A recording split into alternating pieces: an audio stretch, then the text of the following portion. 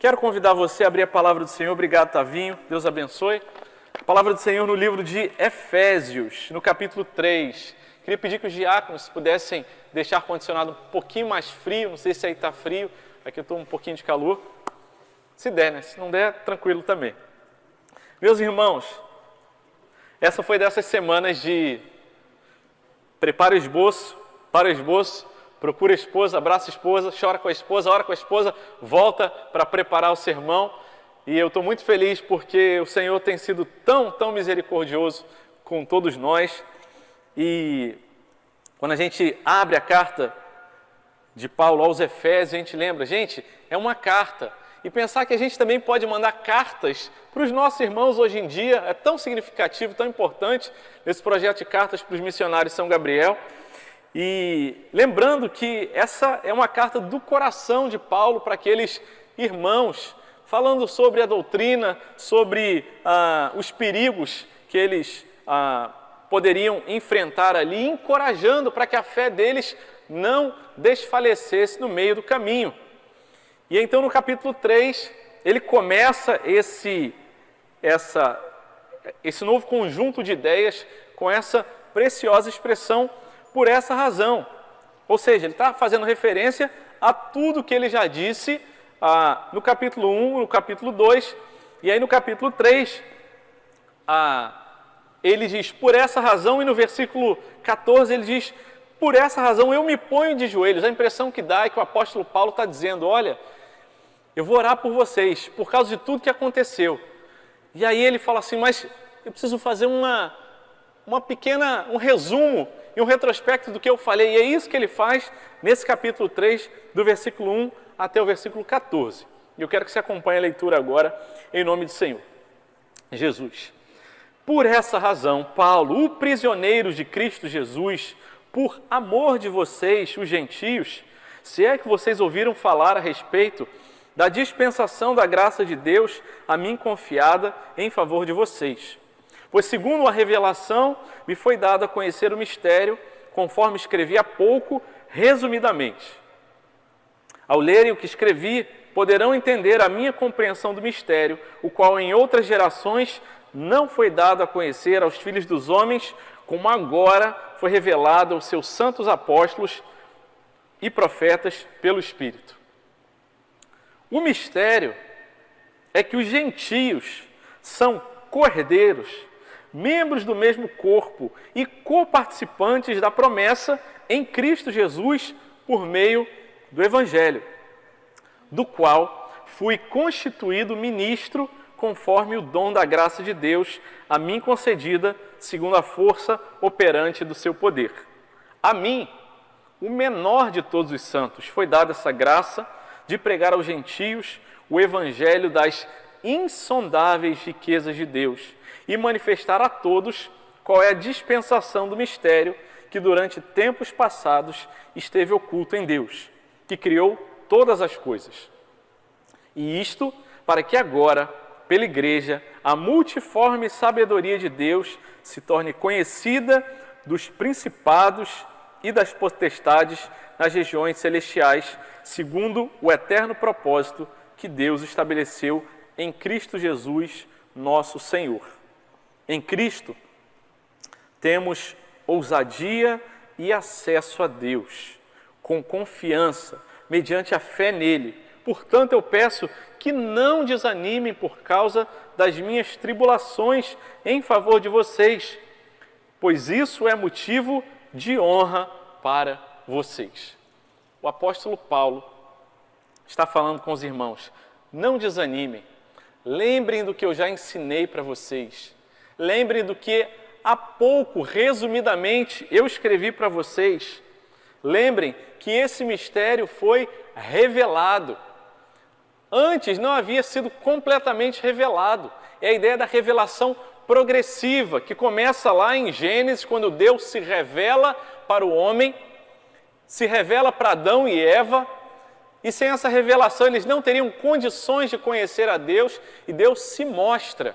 E essa revelação ela vai crescendo, e Deus vai dando detalhes, vai se mostrando, até que ela chega no seu ponto mais alto, em Cristo Jesus, a expressão perfeita da glória e da presença de Deus. A ideia da teologia da revelação progressiva é como a ideia de uma pedra que é jogada num lago e aquelas ondas vão aumentando e se espalhando, e assim Deus fez na história. E naquele tempo dos apóstolos, eles receberam em Cristo Jesus essa revelação e assim registraram, e foram então aqueles homens usados por Deus para fundamentar o registro, para registrar, o fundamento da nossa fé. E por isso ele fala que foi também a mim revelado. E aí ele fala sobre essa palavra, o mistério. E naquela época, no tempo dos Efésios ali, as religiões de mistério eram muito comuns. E por isso ele usa essa palavra, porque fazia sentido para eles. Eram religiões de esoterismo, de magia, em que haviam seitas secretas e de mistério, onde somente aqueles iniciados, aqueles que passavam por rituais de iniciação, que pagavam preços, que faziam sacrifícios, é que podiam ter acesso àquele mistério, aquilo que estava oculto e que só os iniciados, os adeptos, poderiam conhecer. Mas ele fala que o mistério de Deus é diferente. O mistério já foi revelado, o plano de Deus já foi revelado, e não por adeptos que fizeram sacrifícios e iniciações por eles mesmos, mas pelo sacrifício de Jesus, que revela o mistério, que abre o véu e derruba a barreira de separação, não só entre nós e Deus, mas entre nós e os nossos irmãos. E ele está falando também sobre judeus, aqueles que haviam recebido primeiramente a revelação de Deus, e os gentios, os não-judeus. E então, a partir do versículo 6, ele vai dizer o que é esse mistério. É que os gentios são cordeiros, membros do mesmo corpo e coparticipantes da promessa em Cristo Jesus por meio do Evangelho. E essa semana eu fiquei pensando tanto sobre esse pequeno kit de sobrevivência da vida dos crentes. Efésios, capítulo 3, versículo 6, a revelação do mistério de Deus, em que Paulo usa 3 palavras: cordeiros, membros do mesmo corpo e participantes da promessa. 3 palavras tão importantes, significativas, que de certa forma resumem todo o livro de Efésios e a mensagem também do Evangelho. E pensando sobre essas 3 palavras que resumem também, que são esse pequeno kit, eu pensei no dia de hoje, no dia das eleições, em que cada um, quando vai ali votar, precisa levar alguma coisa, sem aquela coisa você não vota. Se você chegar lá e falar, olha, eu sou fulano de tal, essa é a minha sessão, o mesário vai perguntar, mas cadê a sua identidade? Cadê o seu título? Como é que eu sei que você é você e que você está votando por você? Você precisa de um mínimo para você votar. E assim é na nossa vida em muitas coisas. Para votar, para ter direito a participar disso daí, você precisa do seu título de eleitor, da sua carteira de identidade. Você se identifica ali com foto, ele sabe que é você e você pode votar. E você se identifica. E esse texto, Efésios capítulo 3, versículo 6, faz um pequeno resumo a respeito da nossa identidade. E eu sou extremamente fã de pequenos resumos, porque eles são conceitos que a gente pode aprender e a gente pode guardar. E se a gente souber manusear bem esses pequenos resumos, no momento em que o coração aperta, em que a dificuldade aparece, se eles estiverem prontos para serem sacados, para serem utilizados, Deus nos dá graça para a gente atravessar momentos difíceis. E eu trouxe para mostrar aqui para vocês hoje, e depois de 10 meses, eu acho que já me sinto à vontade para fazer esse tipo de coisa, um pequeno kit que eu usava na selva. É isso daqui. Toda vez que a gente ia fazer uma viagem, que a gente saía da cidade e a gente ia para a comunidade, ia fazer alguma viagem, sempre levava esse mini kit. Esse daqui era obrigatório, não podia faltar. E eu aprendi depois que o pessoal do Exército também, quando faz as suas missões, sempre tem um kit que fica até pendurado no pescoço, mais simples do que esse. E ele sempre tem os seguintes elementos. Primeiro, ele é pendurado numa cordinha aqui, que é um paracorde, que tem fios aqui, normalmente a corda é um pouco maior. E ele tem um canivete, uma faquinha para você cortar, se você estiver numa situação de emergência. Eu sou grande entusiasta de programa de sobrevivência, No Limite, Largados e Pelados, Desafio em Dose Dupla e etc. Gosto muito disso. E uma faca, um objeto de corte, é sempre muito importante para você conseguir ali cortar, preparar um abrigo, preparar ali, tirar alguma coisa. Então, uma pequena faquinha, alguma coisa para você produzir fogo. Nos programas de sobrevivência eles levam muito pederneira, né, que inclusive em situação que você está molhado ele funciona, mas eu levava sempre um isqueiro. Precisava fazer fogo, estava perdido na mata, eu ia fazer o fogo e eu ia me esquentar, ou se eu conseguisse, em rara situação, conseguir pescar, eu ia fazer ali um foguinho para poder assar o peixe. E aqui enrolado tem uma fita de silver tape, enrolado aqui, por dentro tem um aramezinho que serve para fazer pequenos reparos. E nos kits também sempre tinha um apito. Eu me lembro que uma vez eu falei sobre a importância de a gente saber se comunicar no meio da selva, porque se você está perdido, se você não consegue encontrar as pessoas, se você ficar só gritando, você não vai conseguir durante muito tempo pedir ajuda. Então um apito é uma coisa que se você apitar, aquele som fino vai longe e pode ser a diferença entre a vida e a morte. Não só em contexto de selva, mas quando eu fui em outros contextos também atender como médico, certa vez estive na Indonésia e lá era material que era indicado para que você tivesse o tempo todo pendurado ou no bolso um apito. Se um prédio, naquele terremoto, caísse em cima de você e você sobrevivesse, não adianta gritar lá de baixo, mas se você tiver um apito, alguém vai te encontrar e alguém vai te socorrer. Muitas vezes pode ser a diferença entre a vida e a morte. Mas você precisa ter o kit de primeiros socorros, de sobrevivência ali e precisa saber usar. E essa palavra de hoje, nessas 3 palavras, co-herdeiros, membros do mesmo corpo e participantes da promessa, pode ser o nosso kit de sobrevivência espiritual. É o que dá a identidade para cada um de nós enquanto crentes. E nós perguntamos para nós mesmos, em dias em que a gente pensa, o que será do amanhã? O que será que as decisões do dia de hoje vão trazer de consequências no dia de amanhã? E eu quero dizer, meus irmãos, qualquer que seja o resultado, nós continuaremos a ser igreja do Senhor. Quer venham perseguições, quer venham facilidades, nós continuaremos a ser igreja do Senhor. E quem define o que é a igreja do Senhor é a palavra de Deus. Esse kit de sobrevivência e identificação precisa ficar muito firme em nosso coração. Eu fico pensando, se nós tivéssemos vivido na época em que Jesus andou conosco, aqui em carne, entre os discípulos e os apóstolos, e nós fôssemos daquelas pessoas que não morressem e víssemos a história durante muitos anos, e a gente ia falar assim, vocês estão preocupados com o resultado das eleições? Vocês têm eleições. Eu já vivi em outros tempos em que não haviam eleições, eram impérios, eram dominações, eram escravidões. E a igreja nunca acabou, porque a igreja é definida por aquilo que a palavra de Deus diz que nós somos.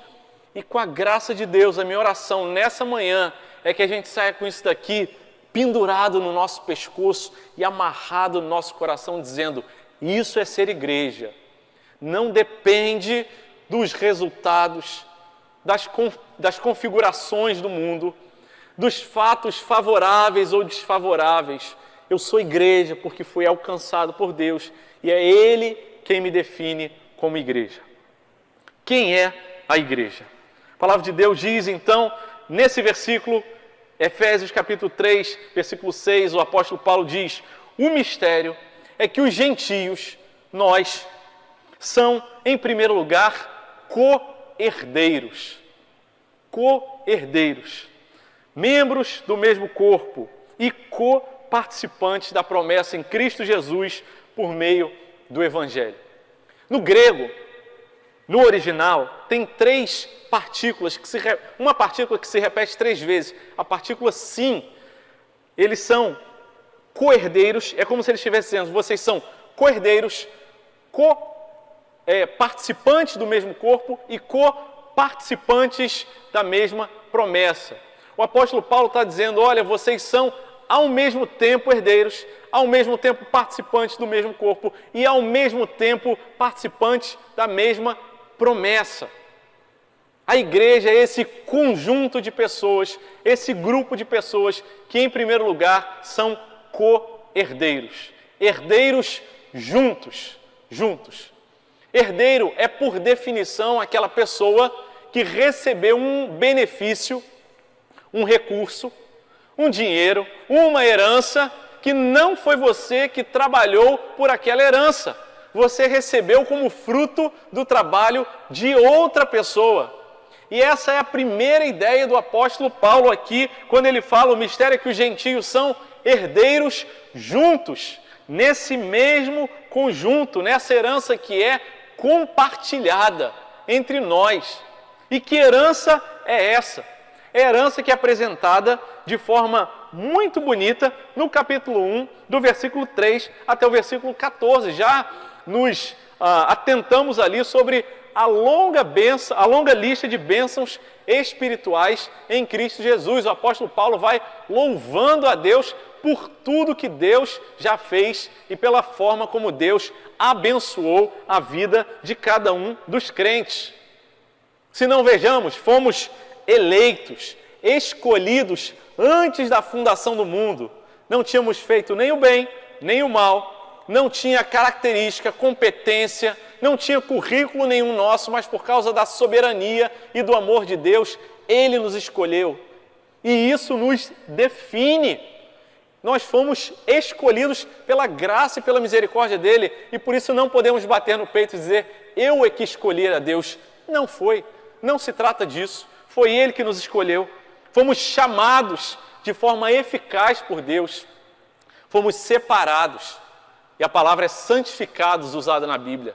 Separadas para um propósito, para o louvor e para a glória dEle. Não apenas escolhidos, mas foi nos dado uma missão, um trabalho, um propósito para a gente viver nesse mundo. Fomos não apenas santificados, mas regenerados.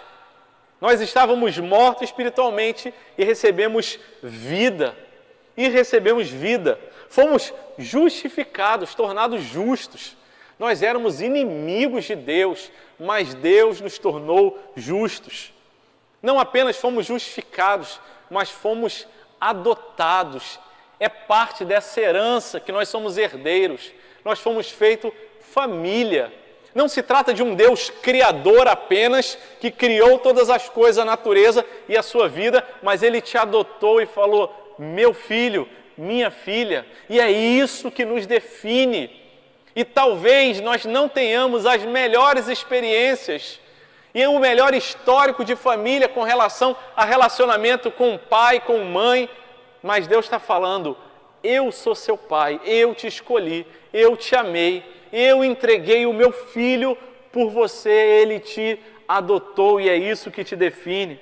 Nós fomos inseridos nesse processo de santificação, em que nós fomos separados para a glória de Deus e podemos e devemos crescer a cada dia e sermos aperfeiçoados por Deus. E isso é maravilhoso, isso nos dá o correto sentido, a perspectiva correta a respeito dos nossos sofrimentos.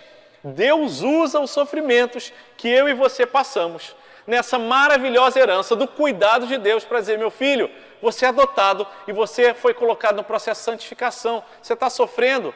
É para o seu bem, é para que você cresça, para que você me conheça ainda melhor. Descansa e confia. Nós fomos perdoados.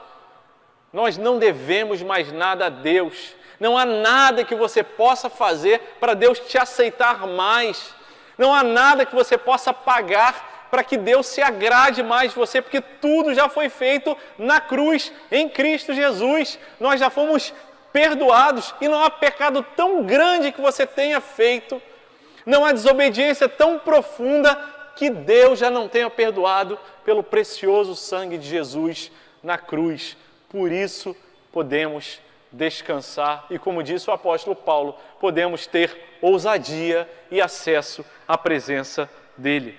e recebemos a revelação.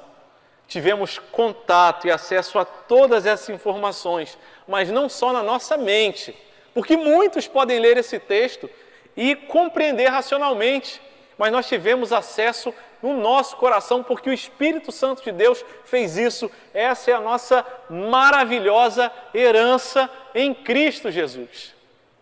O filme Mais do que Vencedores, eu não sei quantos já ouviram, em inglês Overcomer, ele traz a história de uma menina que ela foi criada pela avó e ela não conheceu o pai dela. E ela era corredora e ela corria cross country. Vale a pena assistir esse filme. E foi engraçado essa semana. Eu lembrei do filme, fui assistir o trailer do filme, falei, Marisol, quero assistir o trailer com você. Aí comecei a assistir o trailer, Marisol sentado do meu lado, Marisol vira para Marcela e fala, olha o meu pai, já está chorando de novo. E aquela história é muito bonita, e o nome da menina é Hannah. E Hannah é o mesmo nome de Ana, cheia de graça, alcançada pela graça de Deus, mas era uma menina cheia de complexo ali, e ela era a única participante daquela equipe de corrida de cross country, que é uma corrida que você corre em montanhas, etc. E aquela menina ali vivia triste, porque ela não conhecia o pai dela, porque tinha sido rejeitada, porque era a avó que tinha criado ela, e ela vivia com aquele sentimento ali, e até que alguém fala de Jesus para ela, e fala, olha, você não é rejeitada, você não foi abandonada, Deus te fez, te criou com um propósito.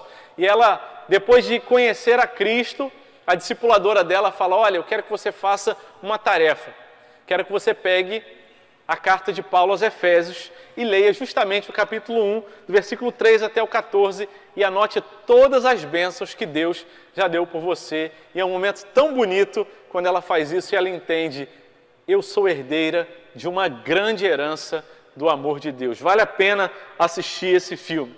No final ela conhece o pai dela e eles se reconciliam, ela descobre que o pai já estava quase morrendo com a doença terminal ali, e perdão pelos spoilers, por entregar os detalhes do filme, mas uma coisa muito importante do filme é que ela ia participar de uma competição e o pai dela, ela já sabia qual seria o trajeto, e naquele trajeto que ela ia correr, ele sabia mais ou menos do tempo, tinha um treinador que estava com ela e o pai estava no hospital e o treinador fala, eu sei qual que vai ser o segredo para ela conseguir vencer.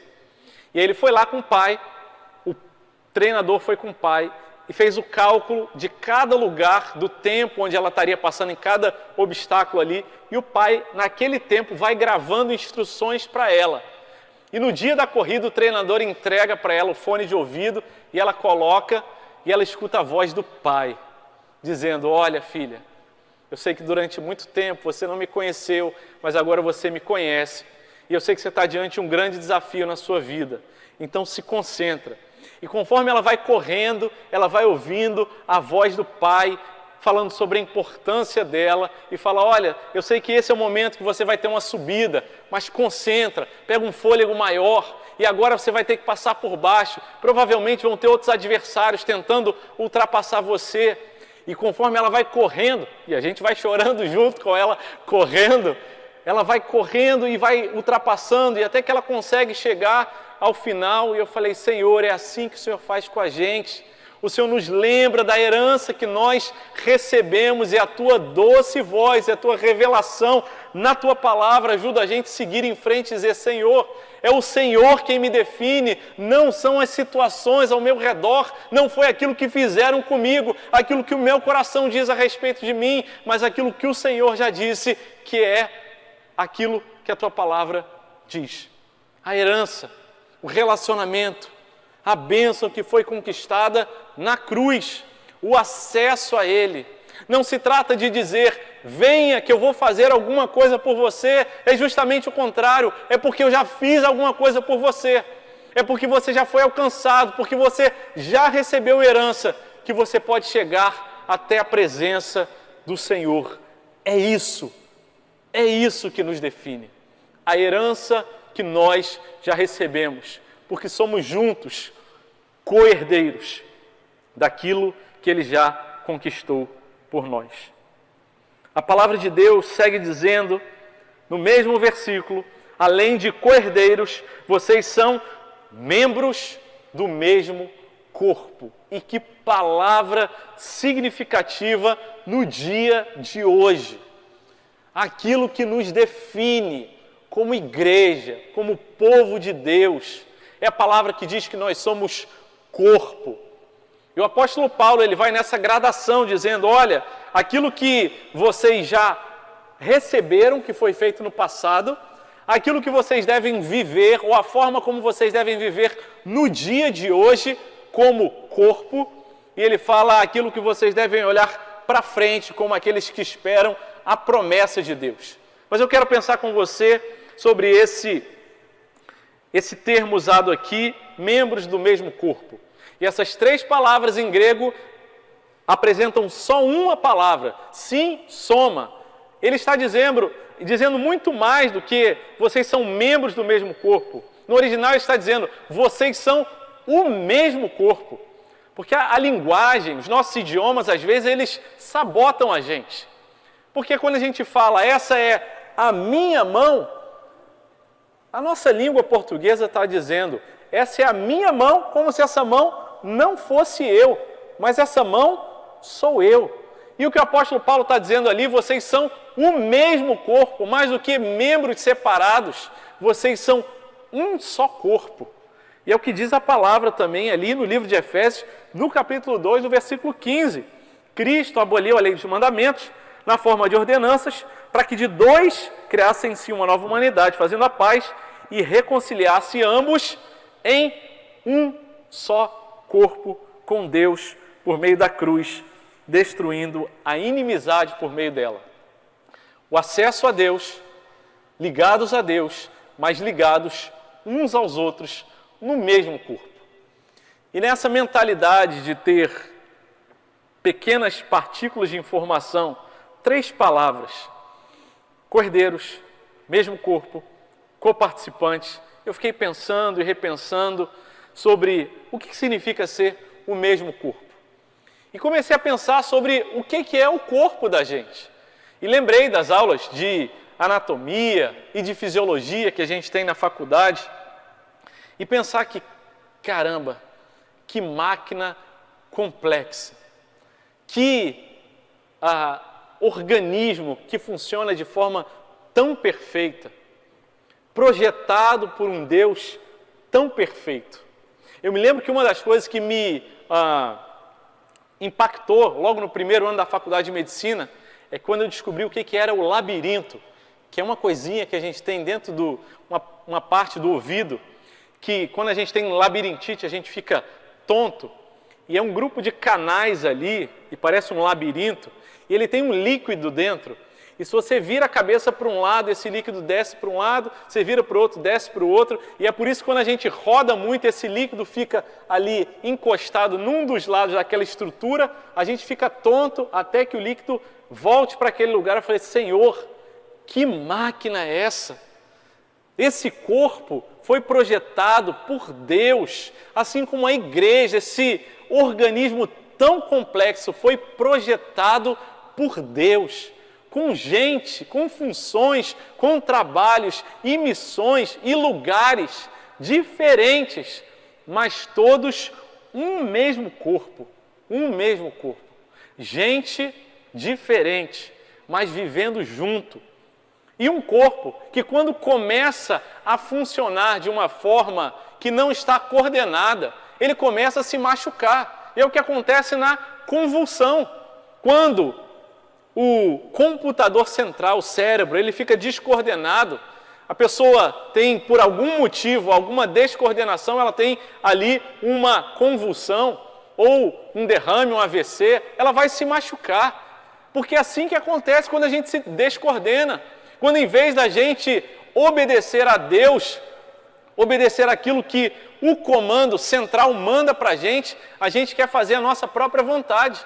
E quando a pessoa cai com um ataque, por exemplo, na epilepsia, ela vai morder a própria língua, ela vai cair, as suas pernas, a sua coluna não vai sustentar, ela vai cair, ela vai se machucar. E é assim que acontece E às vezes a gente faz isso como corpo, porque a gente não consegue se entender.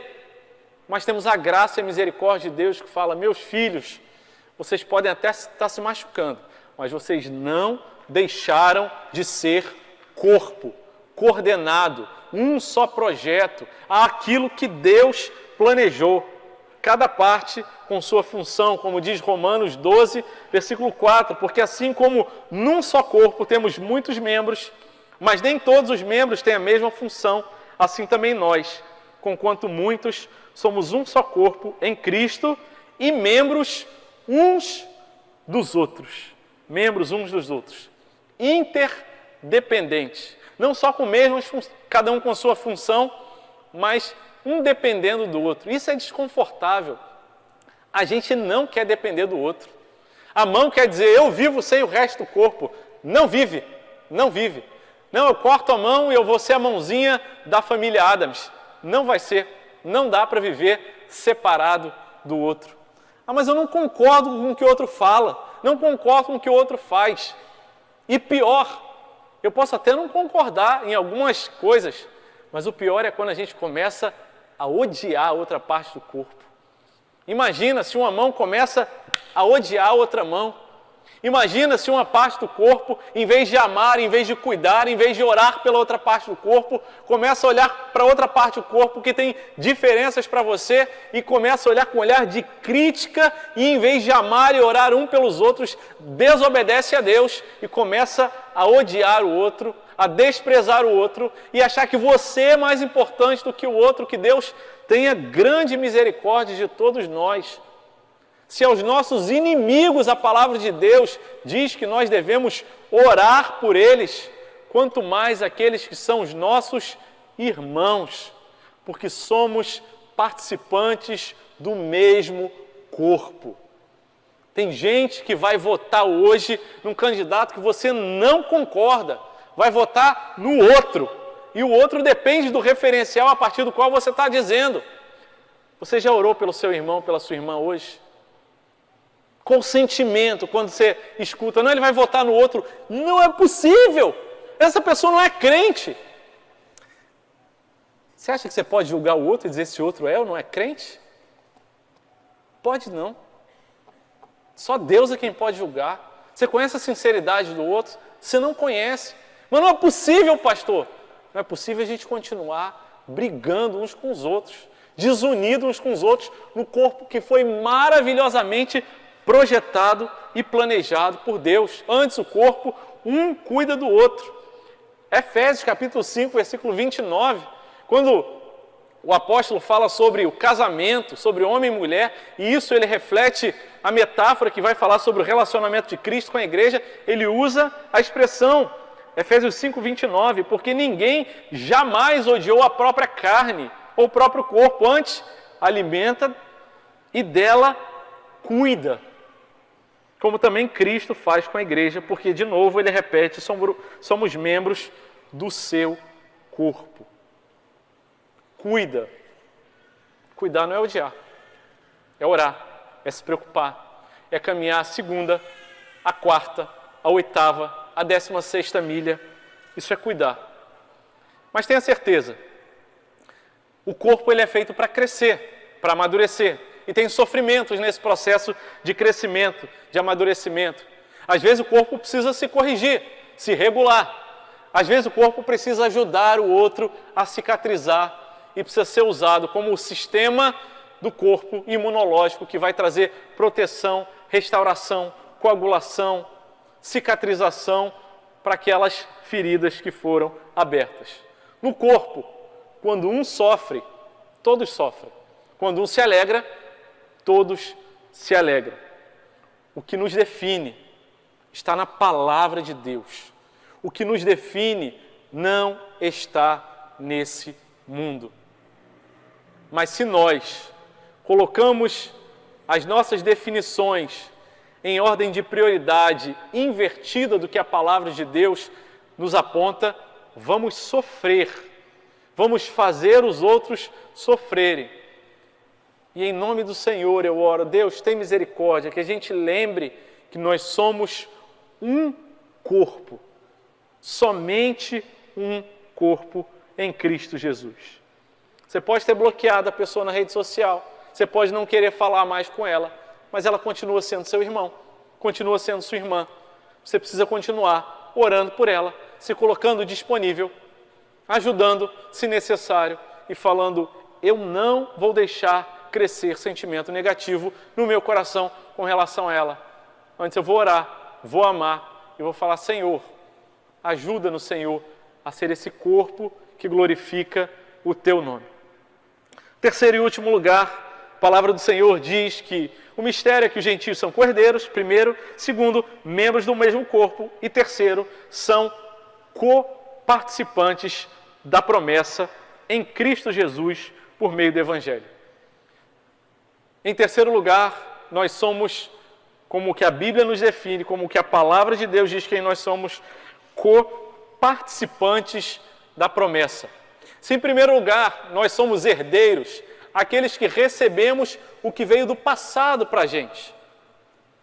Nós somos também o mesmo corpo, que devemos viver no presente aquilo que Deus definiu que nós somos, uma família, reconciliados, apaziguados, um só corpo, morada do Espírito Santo, santos para a glória de Deus. A palavra de Deus não nos aponta somente o passado, o presente, mas também o futuro como coparticipantes das promessas de Deus.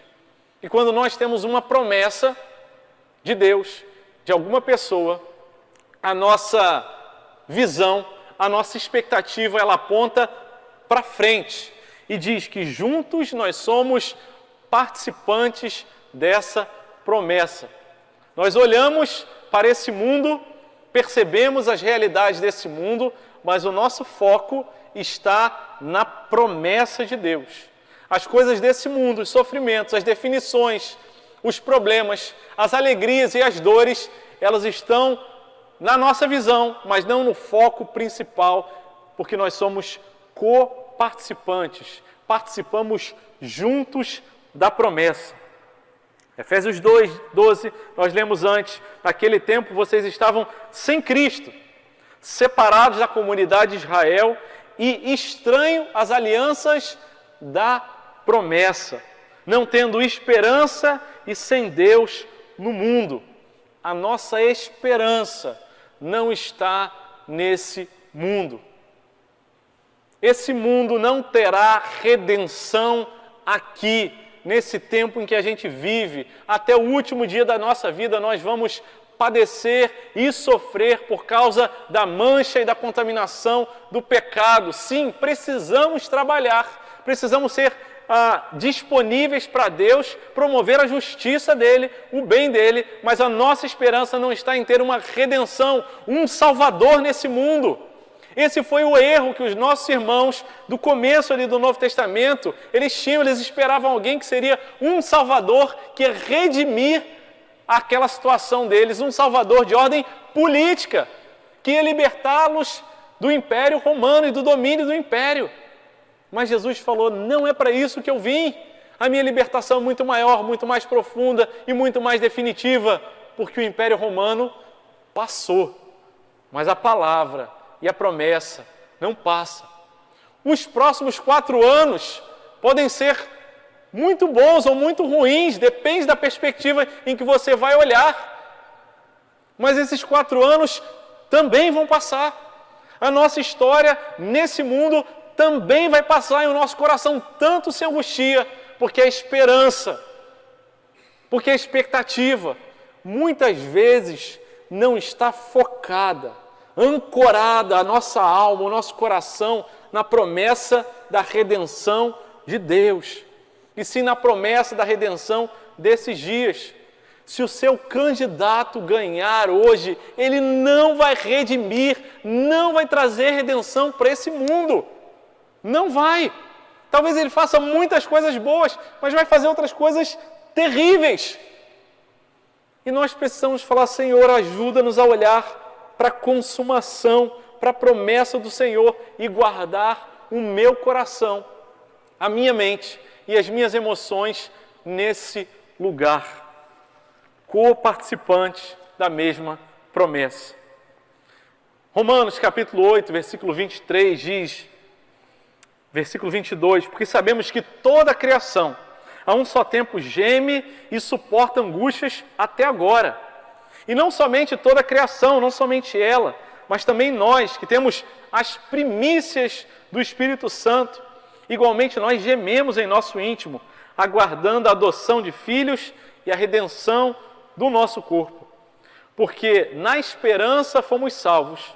Ora, esperança que se vê não é esperança. Pois quem espera o que está vendo? Mas se esperamos o que não vemos, com paciência o aguardamos. A igreja é definida por Deus como os coparticipantes da promessa. Toda lágrima vai ser enxugada, todo sofrimento passará, toda tristeza, toda dor será eliminada, o pecado não mais reinará. E essa é a visão que nós precisamos ter, e é só o Espírito Santo que coloca isso na nossa mente e no nosso coração, porque quando a gente sair daqui, a gente vai ver todo mundo com todas as suas informações, e se o Espírito Santo não mantiver isso vivo em nossas vidas, pela sua palavra, rapidamente a gente se esquece dessas informações e volta a se desesperar, porque as notícias e as expectativas muitas vezes são ruins. As informações não apontam para um cenário favorável. E por isso, em Cristo, nós precisamos aguardar. Efésios 3:20, nossa pátria, a nossa pátria, ela está nos céus, de onde também aguardamos o Salvador, o Senhor Jesus Cristo. Isso não quer dizer que a gente vai viver uma vida de monge, isolado no monastério, alheio a tudo que acontece, não. Mas significa dizer que a nossa perspectiva da vida é diferente.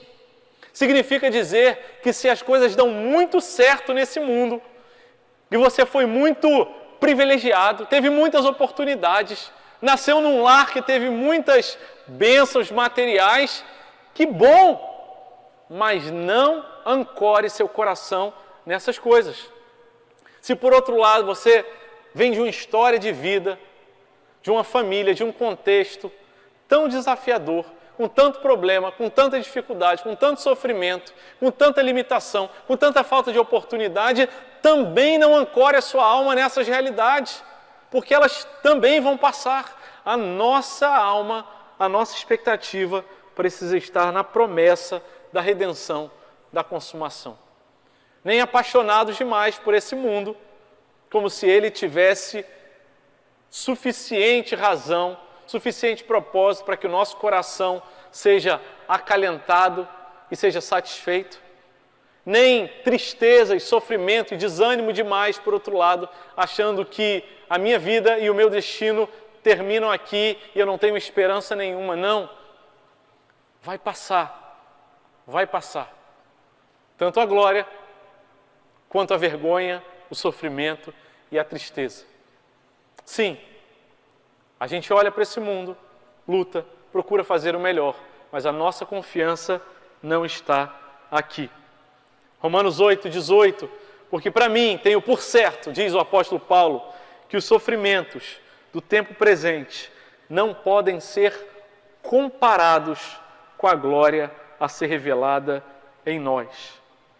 Foi por isso que lá em Neemias, no capítulo 8, versículo 13, depois deles terem reconstruído as muralhas e voltado ali para Jerusalém, e o povo tão feliz porque finalmente voltaram para a sua casa, para a sua cidade, para o seu lugar de origem, Deus fala: olha, agora saiam das suas casas e construam barraquinhas feitas de forma bem tosca e transitória e passageira, para lembrar que a vida de vocês é transitória e é passageira nesse mundo. Sim, nós queremos orar pela cura, é verdade. Sim, nós queremos orar pela sua restauração, a restauração dos seus parentes. Mas ela só vai ser adiada. Eu me lembro muito bem, no primeiro ano do seminário, quando o diretor do seminário perguntou: André, você vai ser um médico missionário Ou você vai ser primeiro missionário e depois médico? O que está no teu coração, André? Falei, eu não tenho a menor dúvida. Missionário primeiro e depois médico. Se der para usar medicina, bem. Se não der, não tem problema. O meu chamado, o chamado do crente é saber que Deus, eu posso ser uma bênção, eu preciso ser. Deus me deu isso para que a gente cuide da criação, cuide das pessoas. Mas por mais que a gente ofereça assistência para as pessoas e elas tenham uma boa saúde, por mais que elas tenham uma saúde maravilhosa, se elas durarem 100 anos, 120, 150 anos, nesse absurdo de exagero, depois desse tempo, ele vai precisar se encontrar com o Criador. Nessa passagem transitória e passageira. E se ele não tiver a expectativa da promessa, se ele não for igreja, coparticipante dessa promessa, ele irá eternamente para longe do Senhor. A igreja é essa, que caminha olhando para a promessa. Amados irmãos, diz Pedro, na sua primeira carta, no capítulo 2, versículo 11, eu peço a vocês, como peregrinos e forasteiros que vocês são, que vocês se abstenham das paixões carnais que fazem guerra contra a alma. Ele diz, vocês são peregrinos e forasteiros. A promessa que precisa estar no coração de vocês. E no dia de hoje, a gente possa votar, escolher, mas sabendo que trata-se de coisas passageiras. O nosso coração não pode estar nesse mundo. A gente fica ansioso.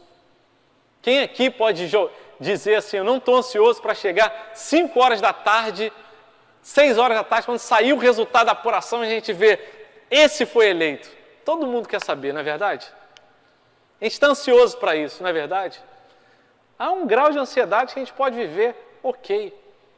Mas saiba, se o resultado for de acordo com aquilo que você queria, benção. Se não for, Deus continua governando. Deus continua no controle.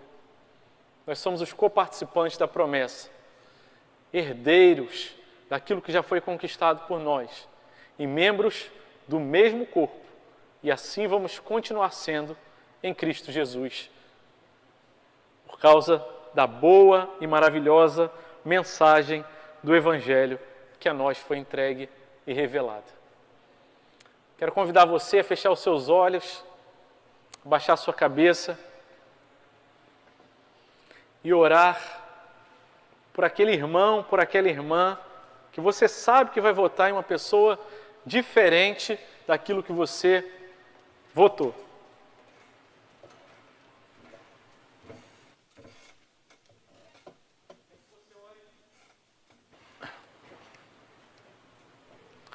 Quero que você ore pelo seu próprio coração. Se há, em alguma medida, algum sentimento negativo, se você alimentou, é tempo de falar, Senhor, tem misericórdia da minha vida, em nome de Jesus. Nossa vida, e nós queremos nos lembrar quem nós somos, o que a Tua Palavra nos diz, como a definição do que é ser igreja. Herdeiro, já recebemos tanta coisa, não precisamos mais carregar culpas, não precisamos mais nos esforçar para querer ser aceitos pelo Senhor. O Teu Filho já fez todo o sacrifício. Senhor, nós queremos orar e agradecer ao Senhor porque somos participantes deste corpo, somos o mesmo corpo com os nossos irmãos.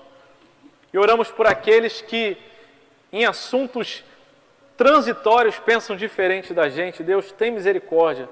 Abençoa a vida de cada um desses irmãos e dessas irmãs e tira do nosso coração qualquer raiva, rancor, sentimento negativo e que o nosso coração seja cheio do Teu amor em nome de Jesus. Ó Deus amado, nós queremos orar também para que o Senhor nos ajude a termos um coração firme nas promessas do Senhor, no porvir, no céu, onde está a nossa pátria. porque se estivermos lá ancorados, ali o nosso coração estará descansando. Cuida de nós, sustenta a nossa alma. Nós oramos assim com gratidão, em nome de Jesus. Amém. Amém.